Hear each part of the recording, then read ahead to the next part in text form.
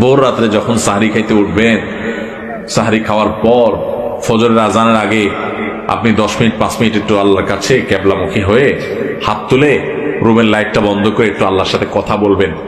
মানুষের সাথে বহুত কথা বলছেন, আল্লাহর সাথে একটু কথা বলে দেখেন।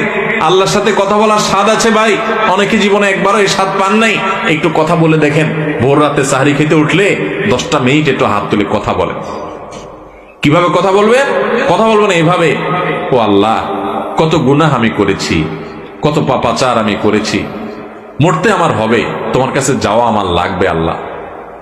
শয়তানের প্ররোচনা করেছি, এই রমজান মাস তুমি কত মানুষকে মাফ করে দাও।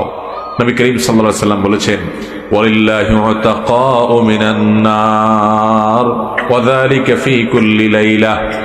রমজানের প্রত্যেক রাতে আল্লাহ তাআলা অনেক মানুষকে সাধারণ ক্ষমা ঘোষণা করে দেন, যে যাও অমুক অমুক অমুক অমুক, যাও তোমাদেরকে মাফ করে দেওয়া হলো, জাহান্নাম থেকে মুক্ত ঘোষণা করে দেওয়া হলো। আল্লাহ কত মানুষকে আপনি সাধারণ ক্ষমা করে দিবেন।